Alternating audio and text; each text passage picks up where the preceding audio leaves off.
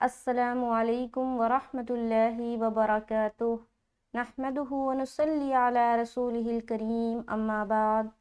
تمام بھائی اور بہنوں کا استقبال ہے، امید ہے آپ سب خیر و عافیت سے ہوں گے۔ شکر الحمدللہ میں بھی اچھی ہوں۔ تو قرآن پاک میں ہم اور آپ پڑھ رہے ہیں سورہ بقرہ، پارہ نمبر 3، آیت نمبر 270 تک ہو چکا ہے۔ آج کی کلاس میں انشاءاللہ تعالی آیت نمبر 271 کو کریں گے۔ یہ رمضان لیسن چل رہا ہے، تو آپ لوگوں سے گزارش ہے کہ رمضان میں اس قرآن کو پڑھنا سیکھیں تجوید کے ساتھ۔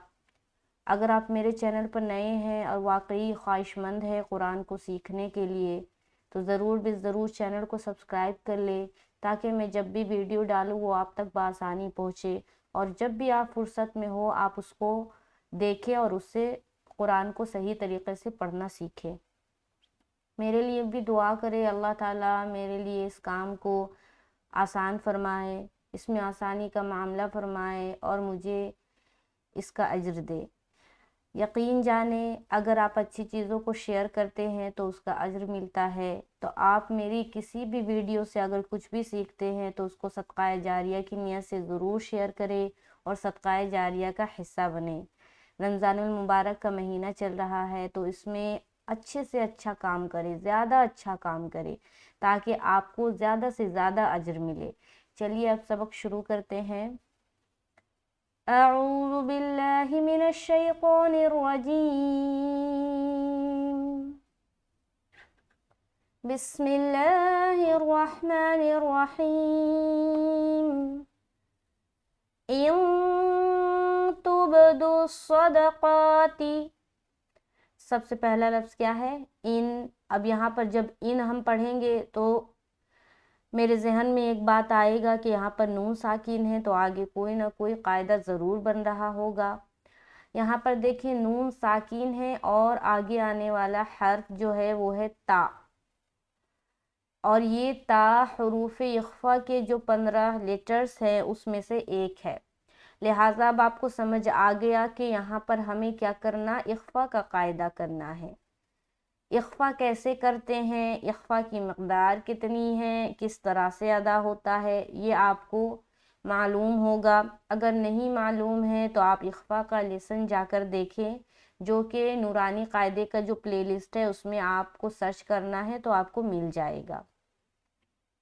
بہرحال یہاں پر ہم پڑھیں گے ان تبدس، ان کیا اخفا کی وجہ سے۔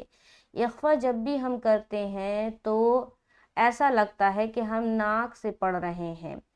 اخفا کرتے وقت جو ہے نا زبان آزاد ہوتی ہے، زبان کسی بھی طرح سے کہیں پر بھی ٹچ نہیں ہوگی، تب وہ ہوگا صحیح طریقے سے اخفا، اور اپنے مخرج سے بھی ٹچ نہیں ہوگی، تو جو آواز نکلتا ہے وہ پراپر اخفا ہوتا ہے۔ جیسے کہ یہاں پر جب اگر کوئی پڑھے ان تبدس، یہ غلط ہے، یہ اخفا نہیں ہوا بلکہ غنہ ہو گیا۔ غنہ میں آواز مخرج کو، زبان جو ہے نا جو مخرج ہے وہ وہاں پر جا کر ٹچ ہوتی ہے، وہ کہلاتی ہے غنہ کرنا، لیکن اخفا میں ٹچ نہیں ہوگی۔ پہلے ہم نے کیا پڑھا، ان، جو کہ ہے غلط، یہاں پر اس قاعدے کے اعتبار سے غلط ہے، یہ کہلاتی ہے غنہ، لیکن ہمیں یہاں پر کیا کرنا ہے، اخفا کرنا ہے۔ تو ہم کیا پڑھیں گے، ان تبدس، ان، ایسا۔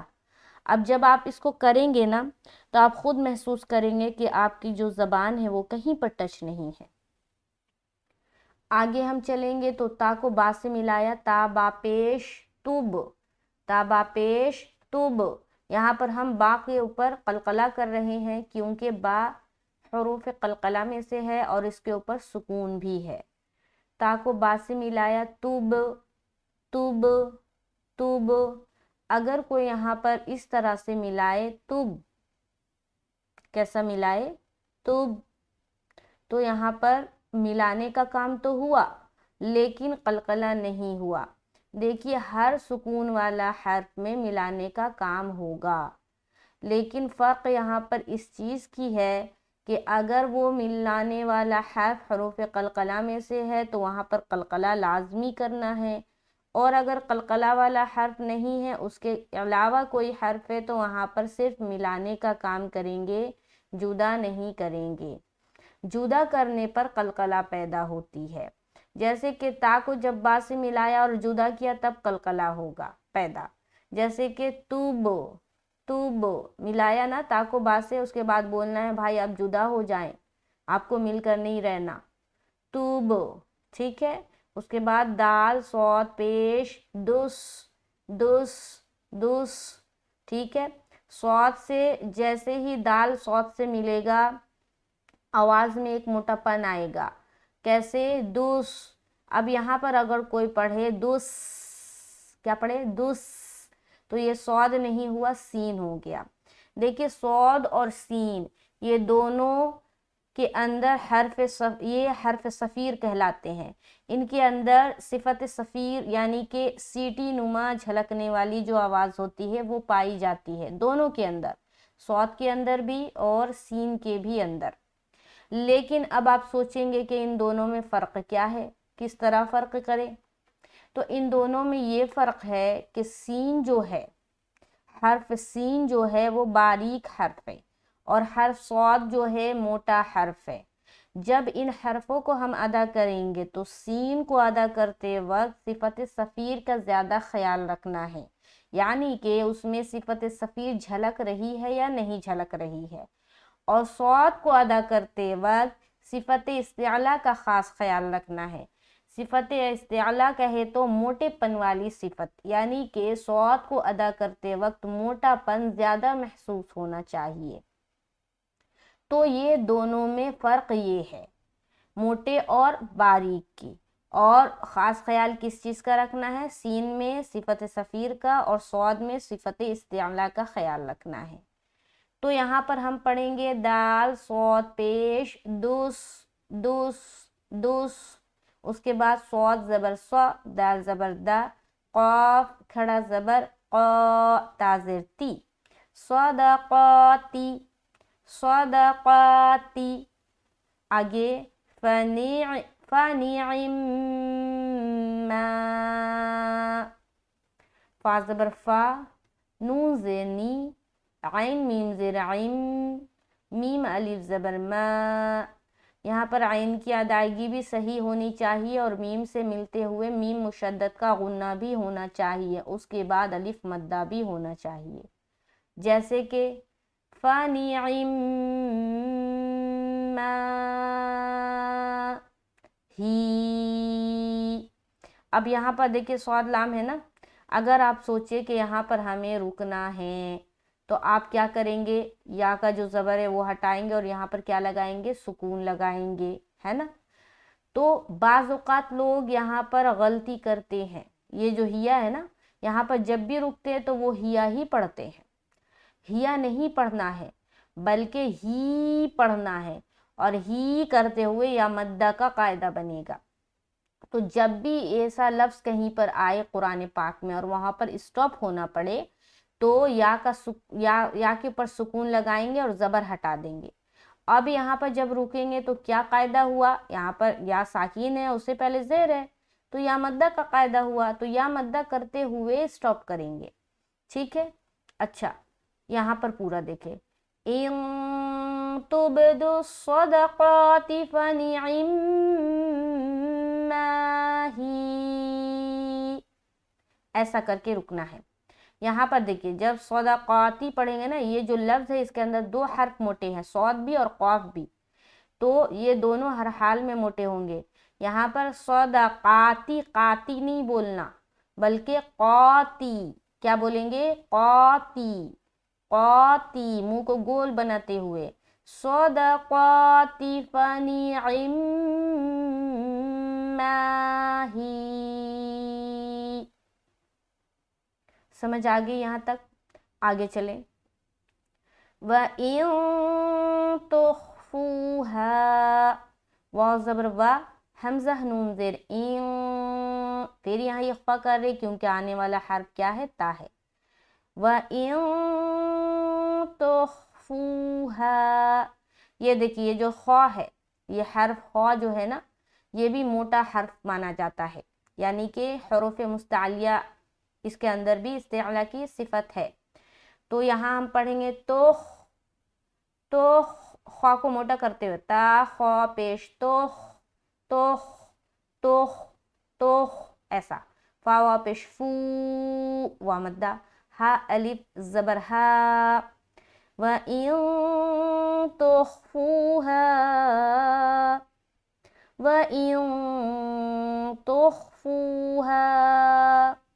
آگے وَتُؤْتُوهَا، واو زبر وا، تا حمزہ پیش تو، دیکھیے یہاں پر واو بھی ہے اور حمزہ بھی ہے۔ بعض اوقات لوگ کنفیوز ہوتے ہیں اور سوچتے ہیں کیا پڑھنا یہاں پر، واو یا حمزہ؟ تو دیکھیے جب بھی کسی لیٹر کے اوپر آپ کو حمزہ دکھے، چاہے وہ یا کے اوپر آ جائے، چاہے وہ الف کے اوپر آ جائے، چاہے وہ واو کے اوپر آئے، تو وہاں پر آپ کو حمزہ ہی پڑھنا ہے، یعنی کہ جو اوپر لیٹر بنا ہوا ہے اسی کو پڑھنا ہے اور نیچے والے لیٹر کو اسکپ کرنا ہے، نہیں پڑھنا۔ جیسے کہ یہاں پر واو کو اسکپ کریں گے اور حمزہ کو پڑھیں گے۔ اب جب حمزہ کو پڑھیں گے تو حمزہ کے اوپر سکون ہے، اور آپ جانتے ہیں کہ جب بھی حمزہ کے اوپر سکون آئے وہاں پر ہم جھٹکا کر کے پڑھتے ہیں، تو تا کو جب حمزہ سے ملائیں گے تو جھٹکا کریں گے، تو یہاں پر واو مدہ کا قاعدہ نہیں بنے گا۔ بعض اوقات لوگ غلطی کرتے ہیں، پڑھتے تو ہا، ایسا پڑھتے، تو ہا نہیں پڑھیں گے، تو یہاں پر تو ہا ایسا پڑھیں گے۔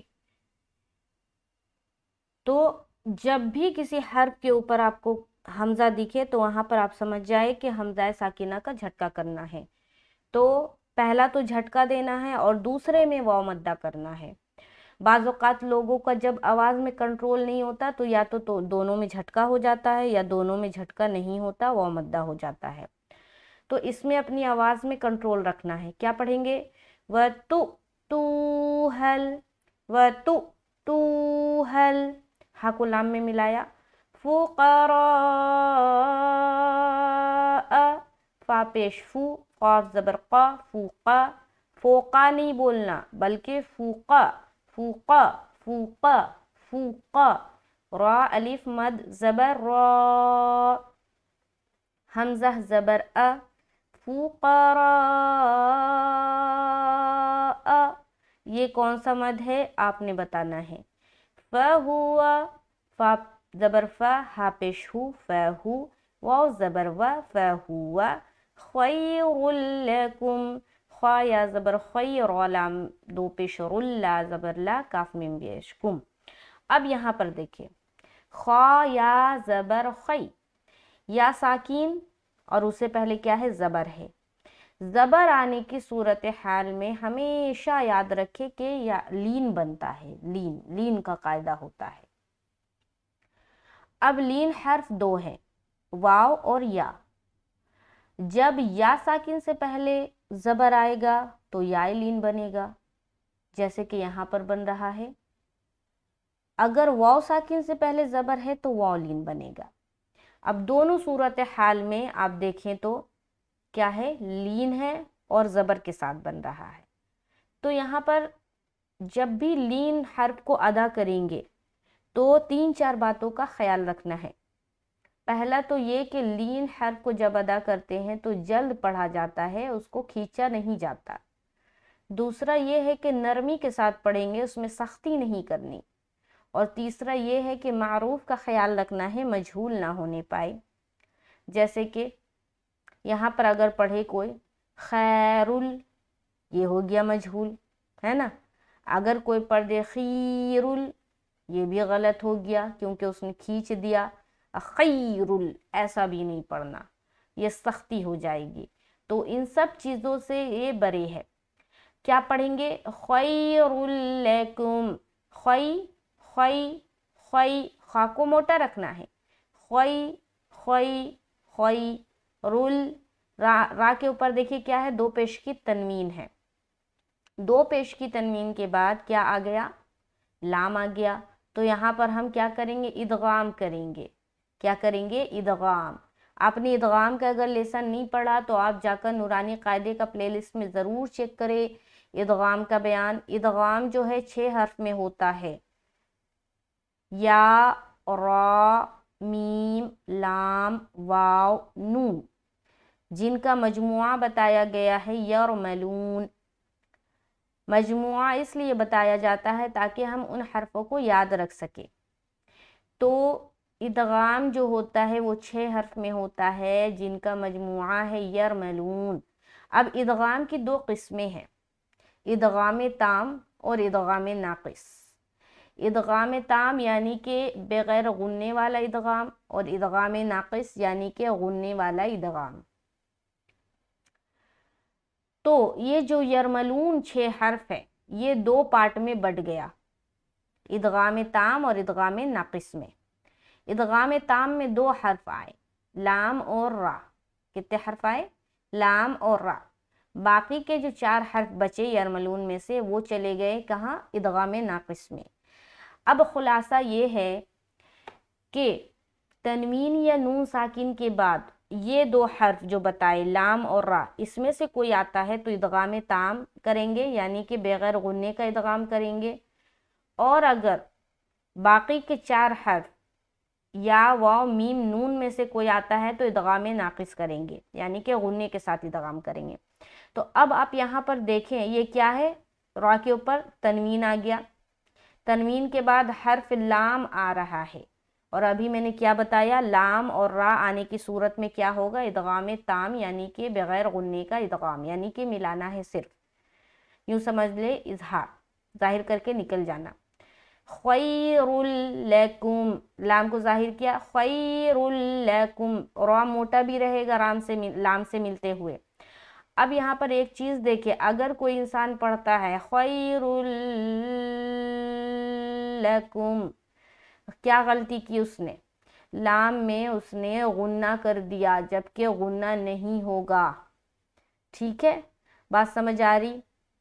یہاں پر ہم جلدی پڑھیں گے، خیر لکم، خیر لکم، خیر، لام ظاہر، لکم نکل جانا آگے۔